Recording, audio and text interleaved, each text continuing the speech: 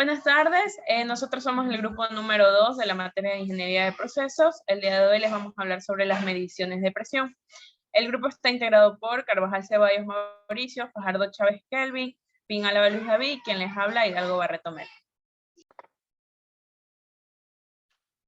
Bueno, pues yo le voy a dar una pequeña introducción sobre lo que es la medición y lo que es un instrumento de medición, pues. Procedemos a decir que la medición es el proceso a través del cual se compara dos medidas, pues lo que es la medida de un objeto o de un elemento que se compara hacia otro elemento o hacia otro objeto. Para esto se asignan distintos valores numéricos o dimensiones utilizando ya lo que son los debidos herramientas o procedimientos de medición. Un instrumento de medición es un aparato en el cual se usa para comparar magnitudes físicas mediante el proceso de lo que viene siendo la medición. Bueno, pues la presión puede definirse como una fuerza por unidad de área o superficie, en donde para la mayoría de los casos se mide directamente por su equilibrio con las otras fuerzas conocidas, que pueden ser lo que son una columna líquida o resorte, etc. Y estas pueden expresarse por unidades tales como lo son las unidades de Pascal, bar, atmósfera, kilogramos por centímetro cuadrado y lo que es el PSI. Por último, procedemos a decir que en las últimas décadas, con lo que ha traído la nueva tecnología digital, una enorme variedad de equipos se esparció por el mercado en diversas aplicaciones. Todo sistema de medición de presión es constituido por un elemento primario, lo cual estará en contacto directo o indirecto con el proceso donde ocurren estos cambios de presión. Y por un elemento secundario que viene siendo un transmisor de presión, el cual tendrá la tarea de traducir este cambio de valor para el uso en indicación, como es monitoreo y control.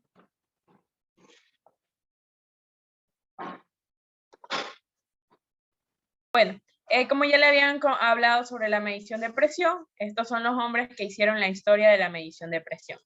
En este caso, a fines del siglo XVI, el italiano Galileo Galilei, en 1564 y 1642, obtuvo una patente por un sistema de bomba de agua utilizando la irrigación. En 1592 utiliza un ensayo con agua donde montó el primer termómetro. En 1643, el físico italiano evangelista Torricelli, en 1608 y 1647, desarrolló el barómetro. 5 años más tarde, el francés Blaise Pascal usó el barómetro para demostrar que en el alto de las montañas la presión del aire era un poco más pequeña. En 1960, el físico alemán Otto von Guericke creó la primera bomba de aire eficiente con la cual Robert Boyle realizó experimentos sobre la compresión y descompresión. Después de 200 años, el físico químico francés Joseph-Louis Gay-Lucas comprobó que la presión de un aire confinado o de un volumen constante es proporcional a su temperatura. Y ya en 1849, Eugenio Bourdon recibió la patente por el tubo Bourdon, utilizado hasta hoy en mediciones de presiones relativas. Y en 1893, Amagat utilizó el pistón de peso muerto en mediciones de presión. Aquí le hemos hecho un poco de la historia de quienes han formado parte sobre las mediciones de presión y los elementos o equipos que se utilizan para medir tales presiones. Los métodos de medidas de presión, encontramos lo que es la presión absoluta, la presión manométrica y la presión diferencial, que en este caso se puede ver en la gráfica, y tenemos el vacío donde se encuentra el cero absoluto. Aquí tenemos la atmósfera y de ella tenemos la presión manométrica, la presión diferencial, y acá tenemos la presión absoluta. La presión absoluta. Esta presión consiste en un método o de medida absoluta que es relativo a cero. La presión estática en forma aislada, la presión medida ha sido puesta en práctica por la presión atmosférica, además de la presión de interés. Este tipo de medida es ideal para las presiones atmosféricas como aquellas usadas en los altímetros o presiones al vacío. En esto se puede haber muchas alteraciones, esto dependiendo de la atmósfera. La presión manométrica. La presión manométrica también es un método de medida, tanto diferencial. La diferencial y manométrica están relacionadas con otras presiones dinámicas. Este método se refiere a la presión atmosférica ambiental. En lo que es la presión diferencial es muy similar, como ya dijimos, similar o está relacionada con la manométrica. Sin embargo, la referencia es otro punto de presión, como vimos en la imagen anterior. El punto de presión en el sistema es más que la presión ambiental. Puedo usar este método para mantener una presión relativa entre dos contenedores como tanque de compresor y línea de transmisión asociada. Por último, de los métodos, el vacío. Se refiere a las presiones manométricas menores que la atmósfera. Los valores que corresponden al vacío aumentan al acercarse al cero. Como ya lo había mostrado en la imagen primera, el vacío se encuentra aquí ubicado en la parte del cero absoluto. Y así podemos diferenciar las diferentes presiones. Continuando, tenemos lo que son los tipos de medidores de presión, en donde encontramos medidores mecánicos, electromecánicos, neumáticos y electrónicos.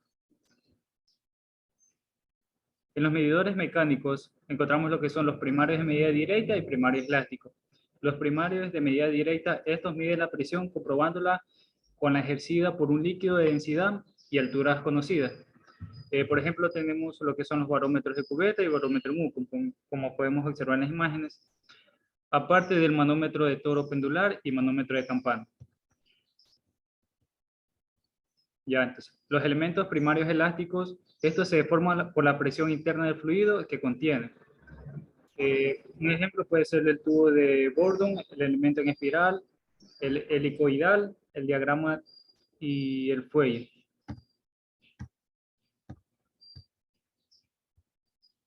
Los electromecánicos son transmisores electrónicos de equilibrio de fuerza. Estos son resistivos, capacitivos, tensiométricos, piezoeléctricos y magnéticos.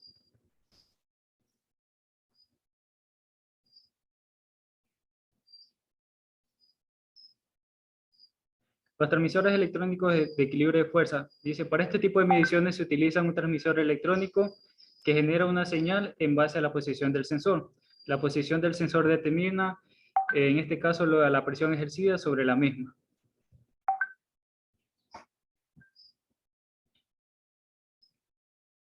El transformador diferencial, tenemos lo que es este se cierra magnéticamente con la barra de equilibrio de fuerza. Por otro lado, lo que es transductores resistivos, en este tipo de transductores se aprovecha un cambio de resistencia, ya sea del sensor o del circuito, dice, para medir la presión del sistema.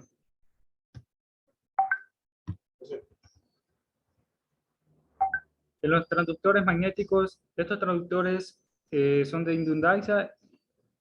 inductancia y reluctancia variable. En inductancia variable tenemos lo que es el núcleo, tiene un núcleo magnético en un campo electromagnético. Y la reluctancia variable es un núcleo magnético de igual manera, así como pueden observar en la imagen que está a su derecha.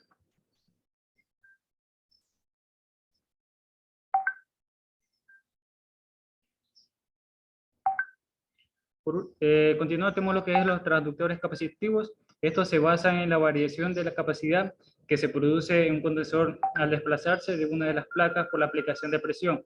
La aplicación móvil tiene forma de diafragma y se encuentra situada entre dos placas fijas. Bien pueden ser dos tipos. de capacidad fija y capacidad variable. Bueno, también tenemos los transductores piezoeléctricos, que estos dice que son materiales cristalinos que al momento de formarse físicamente por la acción de una presión, generan una señal eléctrica.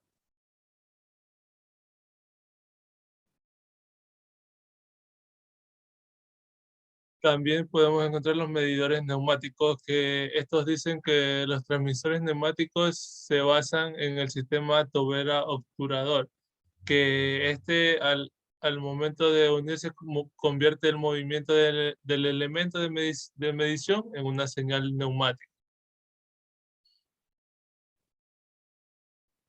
Los medidores neumáticos, podemos decir que el sistema tobera-obturador consiste en un tubo neumático aumentado a una presión constante P, con una reducción en su salida en forma de tobera, la cual puede ser obstruida por una lámina llamada obturador, cuya posición depende del elemento de medida, como podemos observar en la imagen.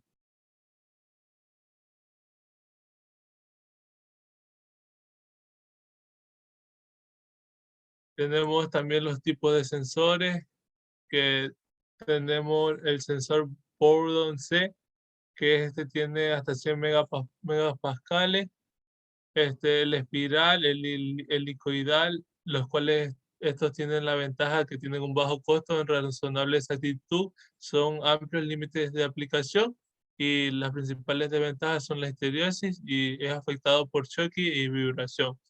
También tenemos el sensor fuelle, que tiene una ventaja de bajo costo, la presión diferencial, y estos son más pequeños. Una de las desventajas es que es más pequeño de rango de presión de aplicación y necesita compensación de temperatura. También tenemos un sensor diafragma, que una de las ventajas es que es muy pequeño al alcance posible, y una de las ventajas es que normalmente es limitado a bajas presiones, por ejemplo, menos de 8 kilopascal. También tenemos la de capacitancia, inductancia y los resistivos de banda o extensométrica.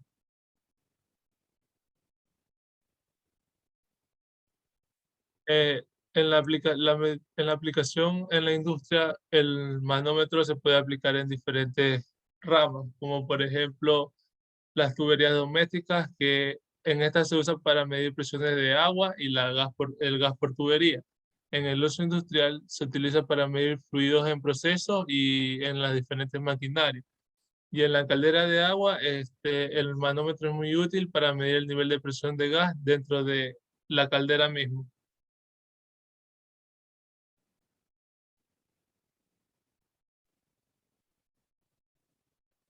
En la industria alimentaria podemos decir que se aplican cuyos procesos son muy sensibles al factor de riesgo humano. Se debe reducir al mínimo, las plantas funcionan automáticamente casi en su totalidad, y el control de sus procesos se basan en instrumentación y sistemas electrónicos. En el caso de la medición de presión, nos referimos a transmisores o transmisores programables y presostatos. Aquí también se utiliza los.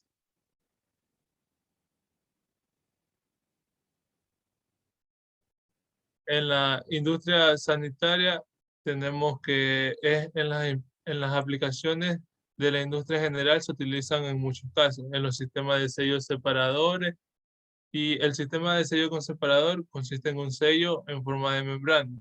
La membrana recibe la presión y la transmite hidráulicamente al transmisor, y este transmisor será programable.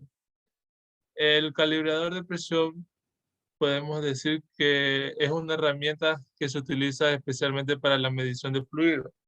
Esta herramienta es muy útil para realizar servicios de monitoreo o el mantenimiento de los equipos o las maquinarias que se utilizan en la producción. Y también sirve para calcular unidades de control y medición de la presión.